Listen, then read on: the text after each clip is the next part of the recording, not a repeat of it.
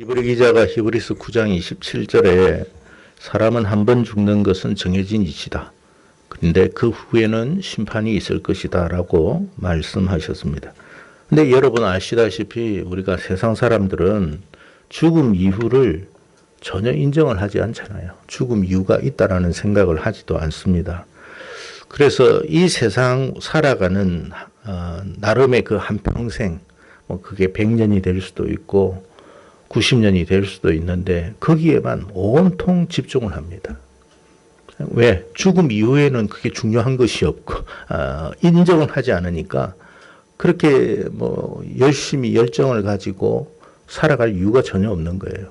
그래서 지금에 보이는 세상에 대한 부분만 굉장히 많은 신경을 쓰죠. 뭐 옷을 입는 부분도 신경을 쓰고 또 먹는 부분도 신경을 쓰고 살아가는 부분도 신경을 쓰고 그저 여기에 이 땅에서 사는 이 세월만 모든 것을 다 집중합니다. 그런데 우리가 하나님을 믿는 사람들은 그렇게 살지를 않죠. 왜냐하면 우리가 살아가는 이 세상 지금의 한평생만의 세상이 아니고 죽음 이후의 세상이 더 영원하다는 걸 알기 때문에 우리는 그날을 생각하며 그 때를 생각하며 지금의 삶을 우리가 살아가는 거예요. 또 지혜롭게 살아가기 위해서 현명하게 살아가기 위해서 많은 노력을 합니다. 자, 그렇다면 이제 죽음 이후에 심판이 있다고 했는데 그 심판은 어떤 심판을 의미하는가? 이제 우리는 이런 생각을 해요. 어떤 신학자나 목회자들은 우리는 예수 믿는 사람이니까 우리는 심판 안 받아. 이제 그렇게 생각을 하죠. 그는 심판은 안 믿는 사람이 받는 거지. 물론 그들이 주장하는 바가 무엇을 의미하는지 잘 알고 또 예수 믿으면 죄 용서함을 받기에 심판을 받지 않는다는 그 말도 전혀 틀린 말은 아니에요. 그러나 여러분 계시록 20장 12절 이하의 말씀에 보면 이런 말씀이 있어요. 또 내가 보니 죽은 자들이 큰 자나 작은 자나 그 보좌 앞에 서 있는데 큰 자나 작은 자나 했으니까 이 세상에 살아가면서 대단한 어떤 일을 했던 사람이든 어떤 정치인이든 유명한 사람이든 또 그렇지 못한 전혀 정말 유명하지도 못하고 존재감도 없는 사람이든 간에 다 보좌 앞에 설 것이다 그랬어요. 자, 보좌 앞에 서 있는데 책들이 펴 있고 또 다른 책이 펴졌으니 그 다른 책이 뭐냐? 그 생명책이라. 죽은 자들이 자기 행위를 따라 책들에 기록된 대로 심판을 받을 것이다. 그러니까 어떤 책이 하나 있는데 그게 행위책이라고 그러잖아요. 우리가 살아가면서 우리가 말하고 행동하고 모든 우리의 마음에 있는 모든 것까지 사실은 하나님은 데이터를 다 가지고 있어요. 그건 지워지지가 않아요. 우리가 여러분 컴퓨터 요즘 다 쓰잖아요. 뭐 슈퍼컴퓨터도 있고 하는데 그 어마어마한 방대한 데이터가 그 컴퓨터 안에 다 들어가요. 그리고 또 슈퍼컴퓨터보다 더한 양자 컴퓨터를 만든다고도 하잖아요. 그러니까 그 전산 처리가 슈퍼컴퓨터가 엄청난데도 불구하고 양자 컴퓨터에 비하면 정말 세 발의 피라고 하거든요. 그러니까 여러분 MIT 공대에 있는 가장 석학들이 그러니까 제가 듣기로는 천년의 그 모든 연구들을 천년 동안 할 그 모든 것들을 그 슈퍼컴퓨터나 양자 컴퓨터는 1시간 안에 한다고 그러더라고요. 얼마나 여러분 전산 능력이나 그런 부분이 탁월합니까? 그리고 사실 여러분 뭐 AI 이야기도 많이 하지만 우리가 하는 모든 것들에 대한 데이터나 정보들이 다 거기에 지금 축적이 돼 가고 있거든요. 그거는 뭐 인정하는 사람들, 모르는 사람들은 아무도 없을 거예요. 세상이 사람이 만든 컴퓨터도 그런데 하나님의 컴퓨터가 이보다 못하겠습니까? 모든 게 다 저장이 돼요. 우리는 지운다고 하지만 여러분 세상에서도 그러잖아요. 한번 지운다고 그러는데 지워지지가 않아요. 다 있어요. 그래서 여러분 우리의 모든 행위에 따라 심판을 받게 될 것이다 그랬어요.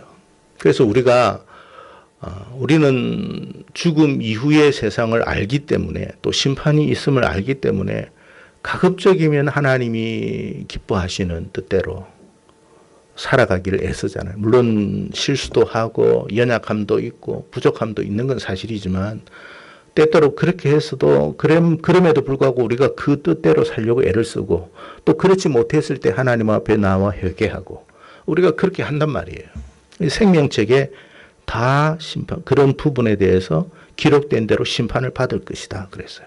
15절에 보면 누구든지 이제 보면 생명책에 기록되지 못한 자는 불못에 던져질 것이다. 이 생명책이라는 것은 우리가 알다시피 예수를 이제 정말로 믿고 따르는 사람들의 이름이 기록된 책이라고 말을 합니다. 자, 그렇다면 이제 우리는 그 책에 있으니까 이제 괜찮겠구나 이런 생각도 할 수 있습니다. 자, 그런데 오늘 본문의 내용을 우리가 좀 살펴볼 필요가 있어요. 자, 오늘 본문으로 돌아와서 보면 어떤 사람들이 주님의 보좌 앞에 서게 되었습니다. 자, 오늘 내용을 보세요. 보좌 앞에 섰는데 이 사람들이 믿는 사람인지 안 믿는 사람인지를 오늘 말씀 안에서 분명히 하고 있잖아요. 보좌 앞에 서게 되었을 때 주님이 하신 말씀이 21절과 22절이에요. 다시 한번 읽겠습니다. 시작.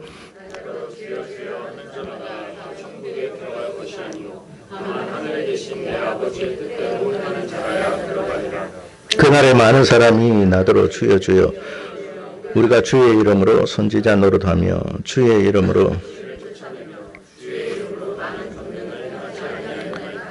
여러분 주님의 심판대 앞에 누가 서 있어요? 안 믿는 사람만 있는 게 아니고 오늘 보니까 선지자 노릇을 한 사람도 있고 주의 이름으로 귀신을 쫓아낸 사람도 있고 또 주의 이름으로 많은 권능을 행한 사람도 함께 있구나라는 것을 알 수가 있습니다. 그러니까 여러분 주님의 심판대 앞에서는 예외가 없어요. 다 서요. 다만 생명책에 이름이 기록되지 되어 있느냐 아니냐의 여부만 중요하다는 거죠. 계시록적으로 보면 자, 이 땅에서 우리가 신앙생활을 했던 사람들 가운데 주님의 심판대 앞에 섰을 때에 분명 우리는 이런 생각을 할 거예요. 나는 내 이름이 생명책에 기록되어 있을 거야. 그런 생각을 합니다. 물론 그게 구원의 확신이기도 하죠. 근데 생명책이 기록이 되어 있지 않으면 어떻게 된다고요? 불못에 들어간다고 되어 있어요. 그렇게 주님께서 뭐라고 했느냐면 믿음을 갖고 살았는데 이 사람들이 지금 불못에 들어가거든요. 믿음을 가졌잖아요. 선지자 노릇도 하고 귀신도 쫓아내고 주의 이름으로 귀신 쫓아냈으니까 주의 이름으로 많은 권능을 했으니까 이 대단한 사람이란 말이에요. 근데 이 사람들이 생명책에 이름이 없으면 불못에 들어간다고 돼 있어요. 주여 주여 우리가 주의 이름으로라고 이야기했으니까 믿음 생활을 분명히 했습니다. 근데 주님은 그들을 도무지 모른다는 말을 합니다. 자, 그렇다면 이들이 이 땅에서 어떻게 신앙생활을 했느냐, 그게 중요한 거 아니겠어요? 열심히 신앙생활을 했느냐 안 했느냐를 말하는 게 아니에요. 여러분 주의 이름으로 선지자 노릇을 했는데 목회자가 쉬운 것은 아니에요. 여러분이 볼 때는 어떨지 몰라도 굉장히 이런 부분에 대해서 고통이 많은 사람이에요. 그래서 제대로 하려면 너무나 힘든 것은 사실이에요. 선지자 노릇 했으니까 열심은 분명히 했어요. 또 귀신을 쫓아냈는데 귀신이 그냥 나갑니까? 웬만한 권능이나 능력이나 열심이 없으면 이 귀신은 나가지도 않습니다. 근데 귀신도 쫓아냈어요. 병도 고쳤어요. 주의 이름으로. 보통 열심히 신앙생활 한 게 아니에요. 자, 그러니까 그 사람들의 입장에서는 내 이름은 생명책에 기록되었을 것이다 라고 당연히 생각하겠죠. 그러니까 주님 앞에 와서 이런 말을 할 거 아닙니까? 그런데 주님은 모른다고 이야기를 하는 거예요. 분명히 그들은 누구보다도 충성스럽게 신앙생활을 한 사람이라고 스스로 생각을 했는데 주님의 반응은 전혀 달랐다는 말이에요. 자, 그러면 우리가 주님의 그 심판대 앞에서 정말 그때 섰을 때 주님으로부터 우리가 그런 말을 듣게 된다면 어떻게 되겠어요? 안 되잖아요. 그러니까 지금 우리가 이 말씀 안에서 우리 자신을 한번 뒤돌아볼 필요가 있겠죠. 자, 오늘 본문 24절에서 주님이 강조하는 바가 뭐냐 이 말이에요. 24절에서 우리 24절 한번 다시 읽겠습니다. 시작.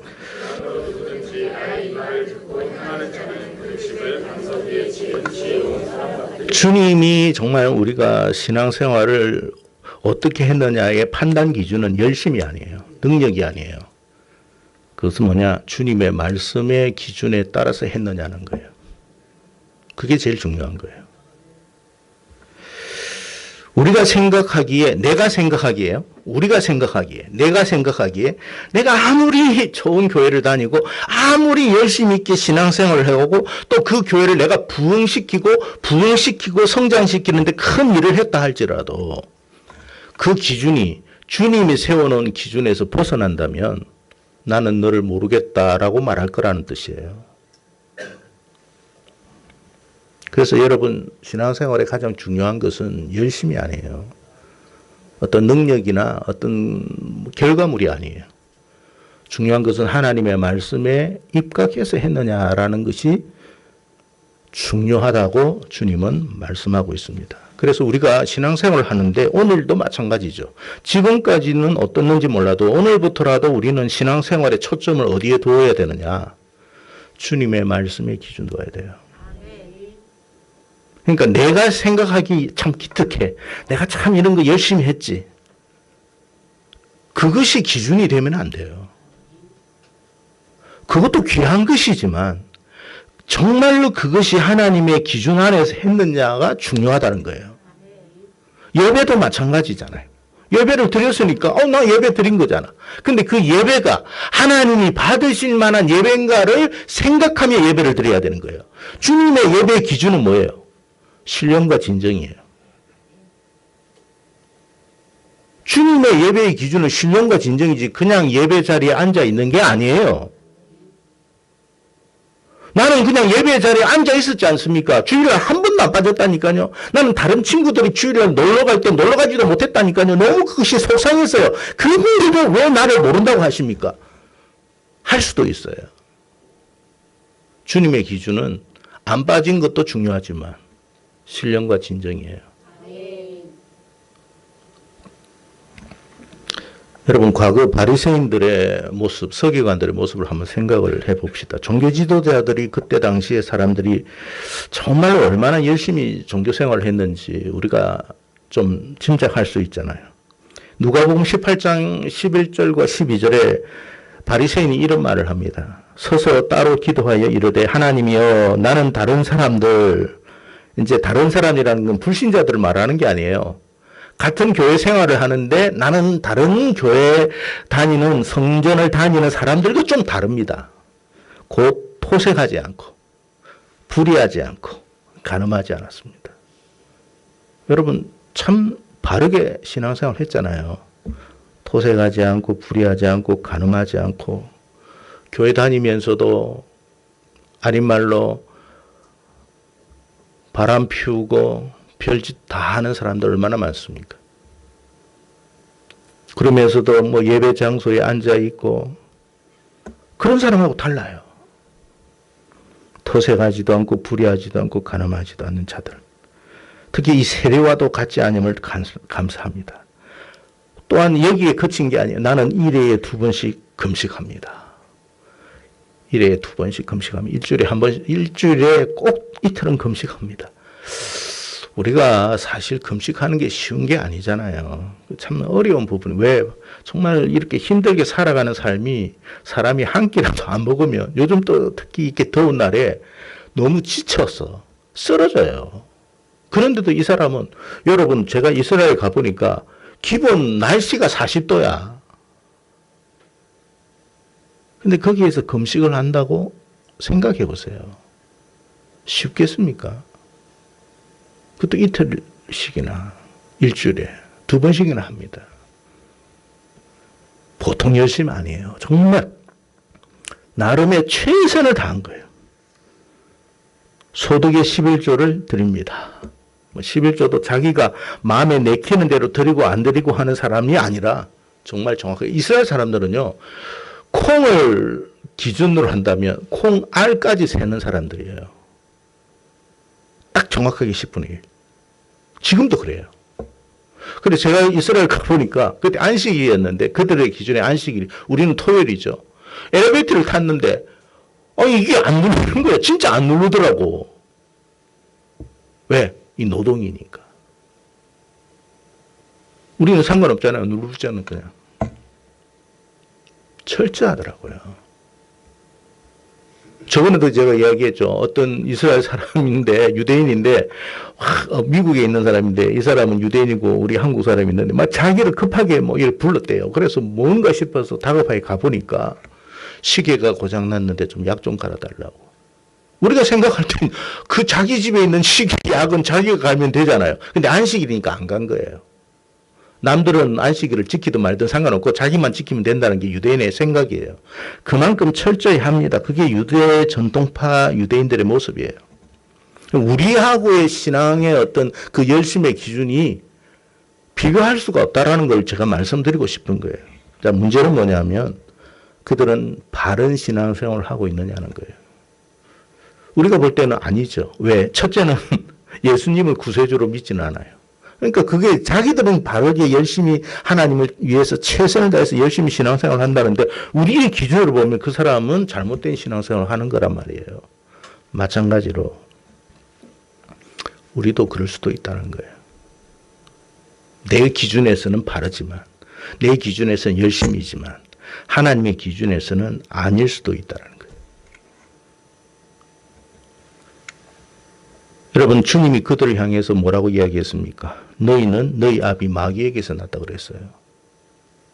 아니, 하나님의 자녀들을 보고 마귀의 자식이라고 했으니까 얼마나 놀랍겠습니까? 그 사람들의 입장에서는. 우리 보고 여러분 마귀 새끼라고 생각해 보세요. 내가 뭐 마귀 새끼라고? 무슨 소리야? 나는 하나님의 자녀야. 계시록 2장과 3장에 보면 7교회가 나옵니다. 7교회의 모습을 보는데 이 7교회는 이 장차 세상에 있는 교회들의 유형을 압축해서 7가지로 말씀하신 겁니다. 이제 그 세상의 끝날의 모습, 교회의 모습에 대해서 이야기를 했는데 그 교회의 모습이 어떻느냐? 주님이 탄식하고 책망하더라는 거예요. 근데 그 모습 속에 우리도 있을 수 있다는 걸 알아야 됩니다. 그렇다면 지금 우리의 모습은 어떻는가? 여러분, 7교회의 모습 속에 어떤 게 있었냐면 바알과 아세라를 섬기고 있었어요. 하나님의 교회인데 그 안에 바알도 있고 아세라도 있어요. 무슨 말입니까? 하나님만을 섬기는 게 아니에요. 하나님도 섬기지만 물질도 중요하고 쾌락도 중요해. 그게 바알과 아세라예요.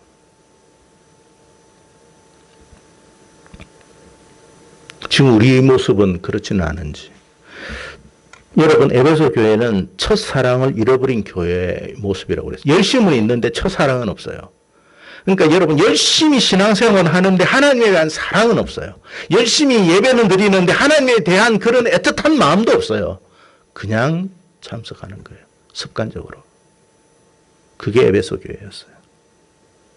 자, 그 에베소 교회가 주님의 심판대 앞에 섰을 때 우리는 주일 열심히 봉사도 하고 최선도 다하고 뭐도 수련회도 하고 다 했습니다 라고 하는데 주님이 말씀하시기를 난 너 몰라. 난 너 몰라. 여러분, 그때는 그 말 한마디면 더 이상의 기회는 없어요. 그냥 거기에서 끝난 거예요. 우리가 변론을 하고 반론을 아무리 제기해도 소용없어요. 그때가 끝이에요. 흑암의 교회는 어떻느냐? 발람의 교훈을 따라 우상 제물을 먹고 음행에 빠졌다 그랬어요. 발람의 교훈. 발람의 교훈이 뭡니까? 종교연합이죠. 타 종교에도 구원이 있다. 같이 우리가 더불어 살자. 얼마나 좋습니까? 더불어라는 말이. 더불어 사는데. 여러분, 하나님은 귀신과 함께 할 수가 없어요. 하나님은 유일하신 분이에요. 그런데 하나님도 믿고 다른 것도 구원이 있다? 그러면 여러분 다른 데도 구원이 있는데 예수님은 뭐 하려고 할 일 없이 여러분 이 땅에 오셔가지고 십자가에서 목숨을 잃습니까? 가만히 있어도 구원을 받는데. 그리고 우리가 전도할 필요도 없어요. 다른 데도 다 구원이 있는데 무슨 전도를 해요? 그게 발람의 교훈이에요. 4대 교회는 어떻느냐? 자기들이 볼 때는 살아있는 교회야. 자기들이 볼 때는. 우리 그런 교회 많아요. 한국 교회도. 우리가 볼 때는 다른 교회하고 달라. 우리 교회는 살아있어. 근데 주님이 볼 때는 넌 죽은 교회야 그랬어요. 우리가 보는 기준이 아니에요. 정말 중요한 것은 내 기준이 아니에요. 하나님의 기준이에요.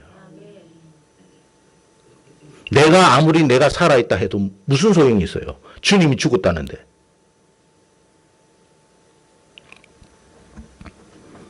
그래서 이 교회들을 향해서 주님은 뭐라고 이야기하면 회개하지 않으면 촛대를 옮겨버리겠다고 그랬어요. 근데 더 이상 너하고는 나는 관계하지 않겠다는 뜻입니다. 따라서 우리가 여러분 생각하는 신앙생활과 주님이 생각하시는 신앙의 바른 모습이 다를 수도 있구나 생각하면서 신앙생활을 해야 됩니다. 우리가 설정해 놓은 방식으로 기준을 삼지 마세요. 주님이 말씀하시는 방식으로 신앙생활 하세요. 참된 신앙생활은 우리 각자가 생각하는 기준이 되어서는 안 됩니다. 주님이 바라시는 기준대로. 그래서 신앙생활은 단순히 결코 내가 판단하기에 내가 생각하기에는 참 열심히 했고 기특하고 제대로 했다. 만족하는 스스로 만족해요. 아닐 수 있어요. 아닐 수 있어요. 대개 사람들은요, 조금 뭔가 열심히 해놓으면 자기 공로에 빠져 있어요. 취해버립니다. 왜? 다른 사람은 하지도 않는데 나는 하고 있으니까. 그게 공로예요, 공로. 자기 공로. 여러분, 구원은 우리의 공로로 구원받는 게 아니에요. 오직 누구의 공로? 예수 그리스도의 공로밖에 없어요. 내가 아무리 열심히 해도 내가 자랑할 것은 예수님밖에 없어요. 다른 사람이 뭐라고 이야기해도 다른 사람이 아무리 나를 칭찬한다 해도 내가 정말 자랑할 것은 주님의 공로밖에 없어요.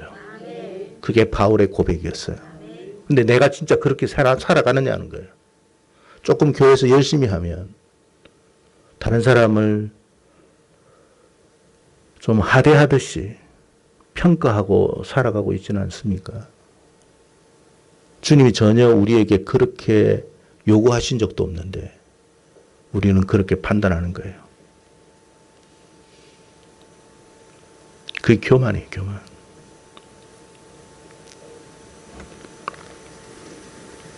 여러분, 우리가 아무리 열심히 해도 주님의 그 공로 안에서 우리가 감사하는 것으로 하는 것이지 내가 여러분 잘했다고 자랑할 것은 아무것도 없어요. 우리가 동성애 문제도 그래요. 내 시각에서 보고 세상적 시각에서 보면 얼마나 좋아요. 뭐 우리가 더불어서 이렇게 뭐 저 사람들의 취향도 우리가 이렇게 이해하고 용납하고 함께 살자. 좋죠. 근데 주님이 그걸 싫어하는데 왜요?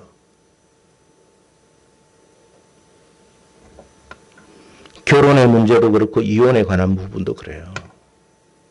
그냥 우리의 판단대로 내 기준대로 생각해요. 아니에요. 주님이 원하시는 기준으로 가야 돼요. 내가 원하고 싶다고 이혼하고 내가 하고 싶다고 결혼하는 게 아니라 주님 앞에 여쭤봐야죠. 근데 자기 주님 앞에 물어보지도 않아. 왜? 주님이 허락하지 않을 것을 알기 때문에.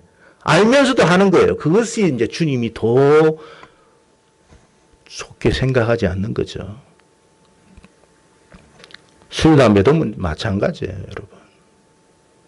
요즘 여러분 옛날에 그랬잖아요. 제가 어떤 안수 집사님 모임 가운데 그 주사랑 모임이, 그 진짜 주사랑 주님의 사랑인 줄 알았더만은 술사랑 모임이더라고요. 그래서 요즘 교회 다녀도 그냥 술 마시는 것도 아무렇지도 않게 생각하잖아요. 그럼 자기 기준이죠.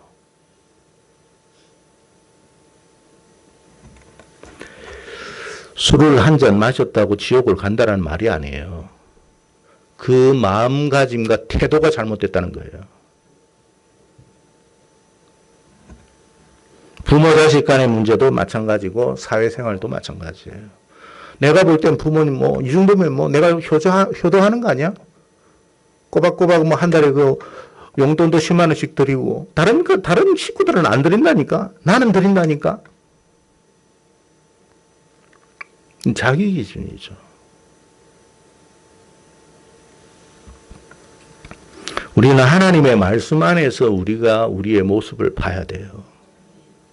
결국 우리가 하나님의 그 거룩한 말씀 안에 볼 때 내가 항상 느껴지는 것은 뭐냐면 정말 미달된 인생이구나. 그래서 여러분 우리가 하나님 앞에 고백할 게 뭐냐? 내 의가 없고 불쌍히 여겨달라는 말밖에 나올 게 없어요.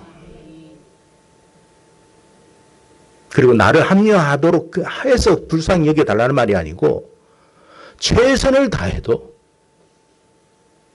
하나님 나는 이것밖에 안 됩니다. 불쌍히 여겨주십시오. 그런 말을 해야 돼요. 여러분 오늘 말씀해 보니까 이 사람들이 나는 선지자 노릇했고 여러분 주님의 심판대 앞에서 나는 목사였습니다. 나는 안수집사였습니다. 나는 권사였습니다. 나는 장로였습니다. 나는 선교사였습니다. 그런 말 할 필요도 없어요. 주님이 몰라서 묻겠습니까? 주님 저는 죄인입니다. 불쌍히 여겨주십시오. 주의 은혜와 주의 공로로 신앙생활을 할 수 있어서 감사합니다. 그게 맞는 말이죠. 그게 맞는 거 아니에요? 내가 선지자 노릇했다? 주님이 몰라서 묻습니까 여러분?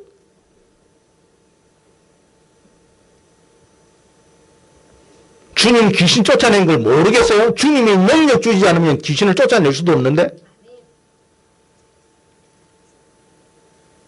그러면 이렇게 바꿔야죠. 주님의 은혜로 그 사역도 감당할 수 있었습니다. 모든 영광 주님이 받아주십시오. 그게 정상적인 신앙의 모습 아닌가요?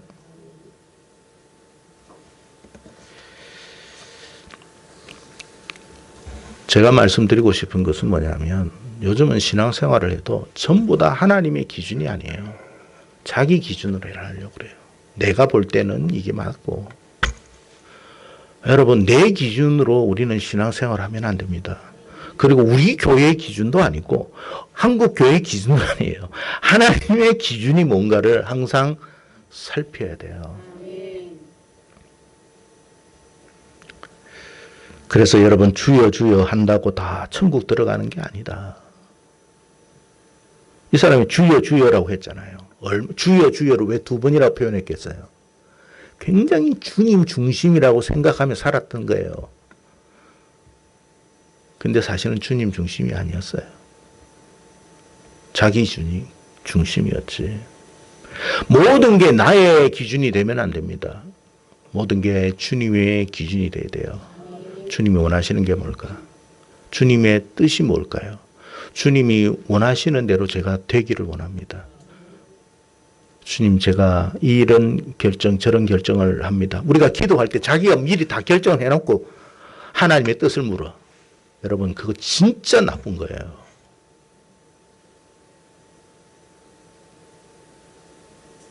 우리는 백지 상태에서 하나님의 뜻을 물어야 되지. 내가 기준을 다 세워놓고 하나님께 기도한다? 주님이 굉장히 여러분 싫어해요.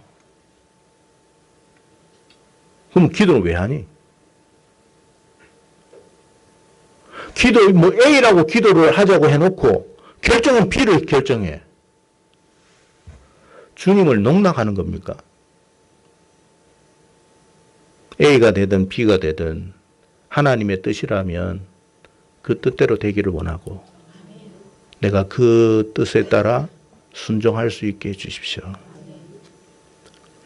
나는 내가 생각하기에는 A가 좋아. 그럴 수 있잖아요. 그건 우리의 어떤 감정이고 우리의 생각이니까 그것까지 하나님이 뭐라고 하진 않아요. 그럼에도 불구하고 우리는 하나님의 뜻을 찾는 거예요. 예수님께서 십자가를 지기 전에 그 골고다에서 기도할 때 주님 할 수만 있으면 아버지와 할 수만 있으면 이 잔을 내게서 좀 떠나가게 하시옵소서. 지나가게 해 주십시오. 그렇지만 예수님 뭐라고 그랬어요? 내 뜻대로 마옵시고 아버지 뜻대로 되기를 원합니다. 그게 진짜 기도의 정답이에요. 우리는 내 뜻을 다 정해놨어. 하나님, 내 뜻은 이러니까 맞추세요. 아시겠죠?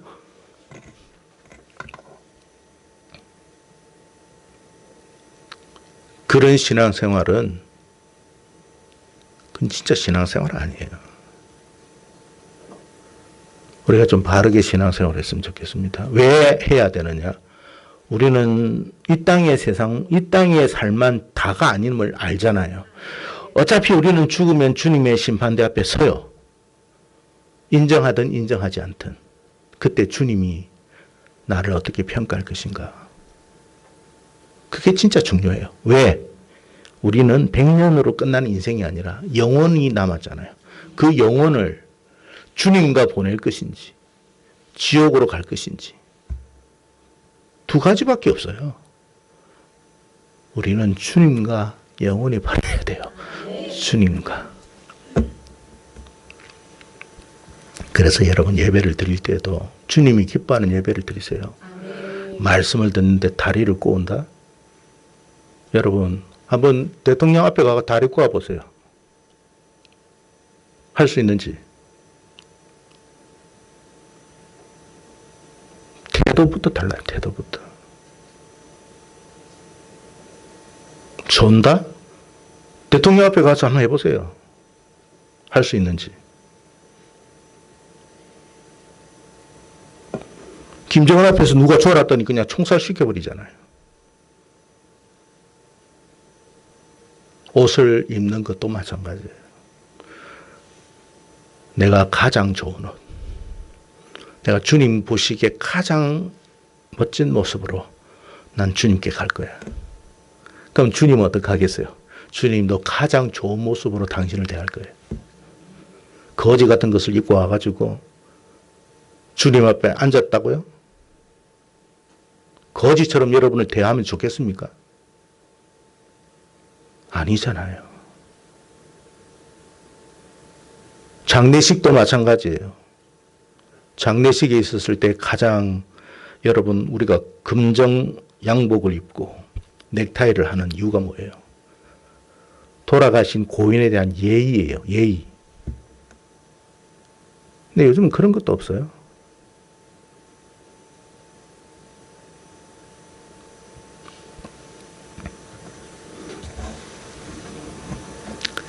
하나님에 대한 예의를 좀 지키십시오.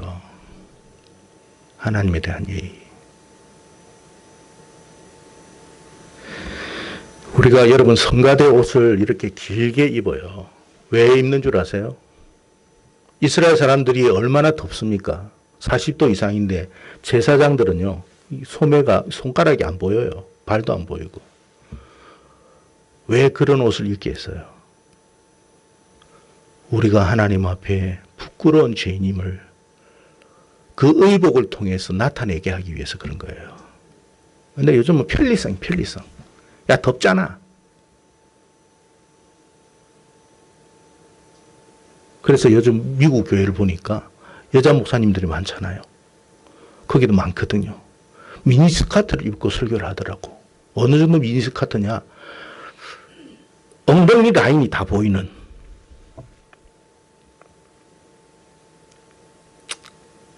우리나라도 이제 조만간 그래 되겠죠. 따라가니까.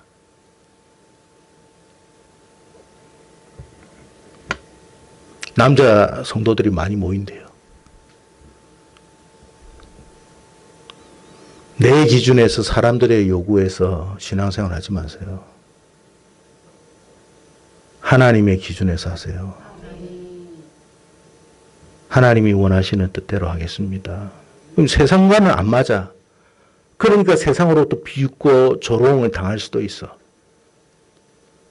그래도 하나님의 뜻이라면 세상에서 조롱을 당하고 비웃음을 당해도 저는 그 길을 가겠습니다. 그게 엘리야의 길이었어요. 그래서 하나님이 어떻게 했어요? 불병거 보냈잖아요. 너는 죽을 필요 없다 하고 데려간 거예요. 그게 우리에게 주신 예시예요. 그게 휴거예요.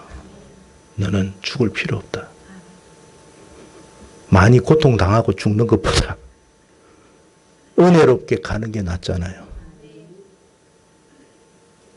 왜 성경을 읽어도 그런 걸 못 보는지 모르겠어요. 부디 좀 바른 믿음의 길을 걸어갔으면 좋겠습니다. 사람들이 원하는 방식이 아니라 하나님이 기뻐하는 방식으로 걸어갈 수 있도록 우리의 말이나 행동이나 태도나 그럼에도 불구하고 우리는 여전히 죄인이에요. 부족해요. 그래서 하나님 앞에 또 긍휼을 구하고 무릎으로 하나님께 나가고 하나님 보시기엔 얼마나 좋겠어요. 됐다. 나와 함께 가자. 라고 하실 거예요. 그런 저와 여러분 되기를 바라고 우리 정결한 교회가 되기를 주님의 이름으로 축복합니다. 기도하겠습니다.